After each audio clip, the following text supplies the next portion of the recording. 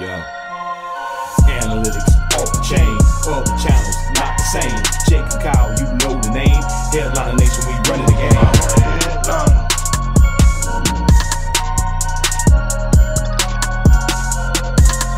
I'm a headliner. Yo, what is up, Headliner Nation? Welcome back into the Fantasy Headliners. It is time to talk about some tight ends for Week 15 with my start and sit analysis here. Now, last week was a pretty good week. Now, we got to keep it rolling, though, into Week 15. So for Week 14, how did it look last week? 77%, a crispy 77% last week. Let's see if we can shoot for over 80 this week. Albert, are you okay? Austin Hooper, Brevin Jordan among my misses, all three of them scoring touchdowns last week. Among my hits, Kyle Pitts, Patty F, and Foster Moreau, who I had as a sit last week, was a hit for me. Now, it's time, ladies and gentlemen. We gotta buckle down, all right? I mentioned this in the waiver wire video. The tight end landscape right now is garbage, okay? If you don't have your tight end position wrapped up, you're probably going to be having a few issues during the playoffs. So it is now more important than ever that you buckle in, pay attention, get your notepad out, turn your brain on. We got to make some decisions for Week 15. Thursday Night Football, what must be one of the best matchups of the week. Kansas City will head to the LA Chargers for an exciting, probably high-scoring affair that everybody's going to be tuning in to watch. For the tight end position, well, 100% we're going to be starting Travis Kelce. The one thing I do want to mention, though, even though he's, playing overly well, I think it's just a little bit less than what we've expected in previous years. I mean, he hasn't posted a 100-yard game since he's only had 90 yards twice since he posted back-to-back 100-yard games in Week 2 and 3. So since Week 3, he's only had 2 games of 90 or more yards. So that kind of dominating Travis Kelce that we're used to, we haven't seen it quite this year. Still love him, though. Is it a product of the offense, or, what is it? Why is he not dominating this year? It's interesting to take a look at that, and I'm sure that's something we'll dive into quite a bit this offseason. For the LA Chargers, as of right now, Jared Cook, Parham, Steven Anderson, all of them, they're going to be sits for me.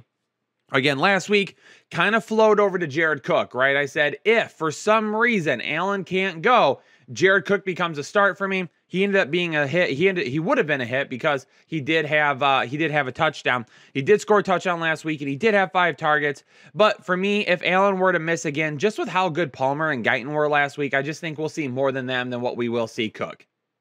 For Las Vegas and Cleveland, there's really no telling what to expect out of this game for tight ends.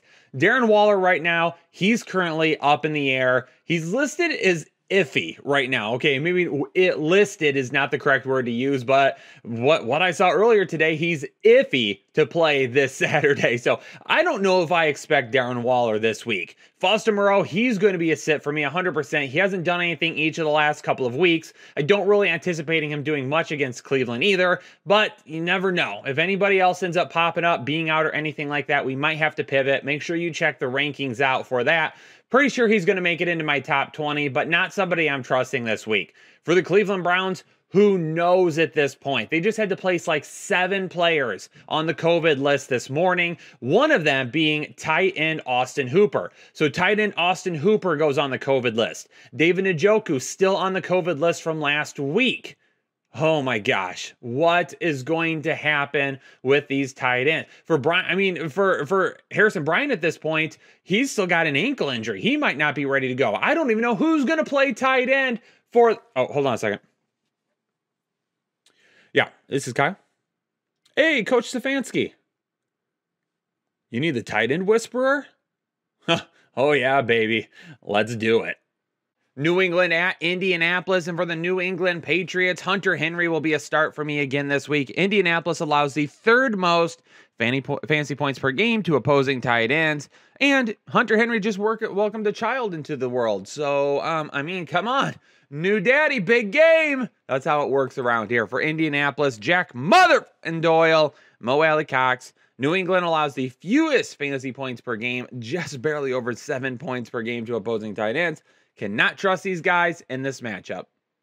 For Carolina and Buffalo, like it's been all season, there's nothing to see on that side of the football for Carolina. But for Buffalo, we are going to start Dawson Knox, of course. I mean, it was great to see him bounce back last week, a couple of weeks ago, had the dropsies, had a tough game, didn't look great. Last week, really bouncing back. Now, Carolina has been tough against tight ends this season. So maybe the ceiling for Dawson Knox is just a little bit lower. But as tough as they've been against tight ends, they're as equally as tough against wide receivers. So for me, Dawson Knox is going to be a focal point for Buffalo in this game. Zach Ertz is kind of the equivalent to what the Denver wide receivers have been, right? Great athlete, explosive, awesome playmaker, just he's not getting any work. I mean, outside of a couple of weeks ago when he scored 2 touchdowns, and then, of course, the big 30-yard touchdown play that he had in his first game with them, he hasn't done anything, all right? So he only has 2 games since joining Arizona where he scored 8 or more fantasy points. That's not good, ladies and gentlemen. I was expecting to see a little bit more of him, but I also was very cautious in the fact that his floor would be really low with how many receiving options that they have there. So, it's the Detroit Lions, though. Let's run it back. Let's put them in our lineups. Let's run it back. Just expect that floor to be low and the ceiling to be low as always. For Detroit, TJ Hawkinson, as of right now, is a sit for me. Okay? However, if you own TJ Hawkinson, make sure you watch the rankings video on Thursday for me. Because even though I have him as a sit, in terms of upside, there's not a whole lot of players that you're going to be able to start over him. So we're not running out to the waiver wire and grabbing an Austin Hooper just because I have him listed as a start and have TJ Hawkinson listed as a sit. This is why it's so important to listen to these videos. TJ Hawkinson is a sit for me this week because I believe his floor is under 8 fantasy points. Okay? How banged up is he? That's question number 1. Will he even play this week? Number 2. Arizona allows the 3rd fewest fantasy points per game to opposing tight ends. Another tough one there. Another tough matchup. I think we see more of the wide receivers this week than we see TJ Hawkinson. But if DeAndre Swift doesn't come back for some reason this week, then TJ Hawkinson will be a start if he plays because that's just less targets to go to somebody else. But I could see 10 potential targets for Swift. I could see 10 potential targets for Amon-Ra St. Brown. And I could see anywhere between 5 and 7 targets for Josh Reynolds. Throw in a couple here or there for Khalif Raymond. There's just not going to be a whole lot for TJ Hawkinson this week. And that's why I'm concerned about him in this matchup. I mean, there's not a whole lot to say about the New York Jets and the Miami Dolphins this week. I mean, we're not going to be running too many people out there. And again, this is why listening is important, ladies and gentlemen. Ryan Griffin is going to be a start for me this week, okay? And here's why. Right now, the wide receivers just don't look great for the New York Jets, okay? Miami has been very tough against wide receivers over the last 4 weeks as well. So for Ryan Griffin, I think he scores a touchdown this week, okay?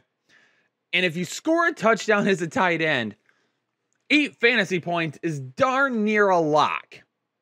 And that's why I got him as a start. Because am I actually going to put him in my lineup? No. Are you going to put him in your lineup? No. But if I think a tight end is going to score a touchdown, I've got to list him as a start. Because if he scores a touchdown, the chances of him going over 8 fantasy points is like 85%. So we have to, at that point, really say to ourselves, can Ryan Griffin be an actual start this week? Yes. But again, like if you own TJ Hawkinson, who I have listed as a sit, are you going to put Ryan Griffin in over him? No, we're not going to do that. That's why you need to watch the rankings on Thursdays, ladies and gentlemen. For Miami, Mike Gesicki, we're going to run back to him as a start this week. I mean, it's been like this with him this year, right? Up, down, all over the place. It's the world's worst roller coaster. And he's kind of gone back to what he was last year. If you remember last year, he was really my kryptonite. If I listed him as a start, he was a sit. If I listed him as a sit, he was a start. Could never get it right. We're running into that territory again this season. However, he continues to get a decent amount of targets. We need to see some bigger plays. Like, can this dude just snap off like a 40-yard touchdown or something? Can we just get like a big play out of him? That's what we need from Mike Gesicki. Dallas at the New York Jets is probably going to be one of my more controversial calls of the week. And it's because I've also got listed as a sit Dalton Schultz. Now, why do I have him listed as a sit? Well, because we have 3 fully healthy wide receivers that combined had 26 targets last week. And not only that, but Ezekiel Elliott also had 6 targets himself. So, we're talking like 35-ish targets that are going to those 3 wide receivers, Ezekiel Elliott, maybe Tony Pollard if he comes back, maybe another wide receiver. If we've got 35-ish targets going to all these guys, basically at that point, what we're saying is Dak Prescott has to throw the football 40 times in a game to get Dalton Schultz enough targets to make him fantasy viable. Now, with only 3 targets last week, that's not enough. And the Giants do allow barely 10 fantasy points per game to opposing tight ends. I've got him listed as a sit just because it's the Giants. And if Dallas gets out in front and Tony Pollard healthy and they run with Zeke, there's not going to be throwing 40 times a game, which leaves maybe, again, 3-4 targets for Dalton Schultz. You basically at that point say the dude has to score, and if he doesn't, he's a bust. For the New York Giants, we're not going to start Evan Ingram. I mean, he is getting some targets again, but we're not insane around here. Ladies and gentlemen, Washington at Philadelphia is going to bring my Manscaped must-watch matchup of the week. If you need to get a special something for that special someone, you can do that through Manscaped this holiday season. Head over there to manscaped.com. Throw all the goodies in your shopping cart when you get ready to check out. Use code word headliners for 20% off and free shipping. Shout out to our friends over at Manscaped sponsoring the show again this season and giving Headliner Nation a pretty sweet discount. Now, why is this matchup my Manscaped must-watch matchup? Well, Ricky Seals-Jones this week is going to be getting an Eagles team that allows the most fantasy points per game to opposing wide receivers. Terry McLaurin's potentially banged up. Antonio Gibson, J.D. McKissick. I mean, listen, this entire team just feels like a banged-up team right now, right? They're kind of mixing and matching a little bit, trying to survive defensive injuries, offensive injuries. On the offensive side of the ball, Terry McLaurin is kind of the biggest question mark this week, right? With Terry McLaurin in the concussion protocol, does he even play? A Philly defense that hasn't done very good against tight ends this year. We're going to lock Ricky Seals-Jones in as a top 10 option. And for Dallas Goedert, I mean, a couple of weeks ago, obviously coming off the bye last week, he was 6'6", 105, and 2. Caught all 6 of his targets, 105 yards and 2 touchdowns. Let's get it going, baby. Goddard, Philly, keep that same energy. Give us a top 10 tight end this week. Tennessee at Pittsburgh for Firtzker and Swaim from Tennessee. Pittsburgh has allowed the 3rd fewest fantasy points per game to tight ends over the last 4 weeks. I expect them to keep up that same type of defense this week against a couple of tight ends that really haven't done anything all season. And for Pat Freiermuth, the Muth and the Pittsburgh Steelers, he's got 6 touchdowns over the course of his last 7 games, and he is now the go-to for Big Ben. I mean, listen, Big Ben, he just doesn't move the same way. We got to get the ball out. I mean, Big Ben moves slower than Dr. Ethan trying to do a let it flow on Saturday nights. It's just not happening, okay? It's like molasses creeping down the wall, okay? He's not, I mean, he just can't move around anymore. So really the game plan is get the ball out quick. Get the ball out quick. This is a Tennessee defense that has been in the backfield for a while now. They've been playing really well, coming off a huge game last week. I expect Pat Freiermuth to get involved early and often so Big Ben isn't getting knocked around.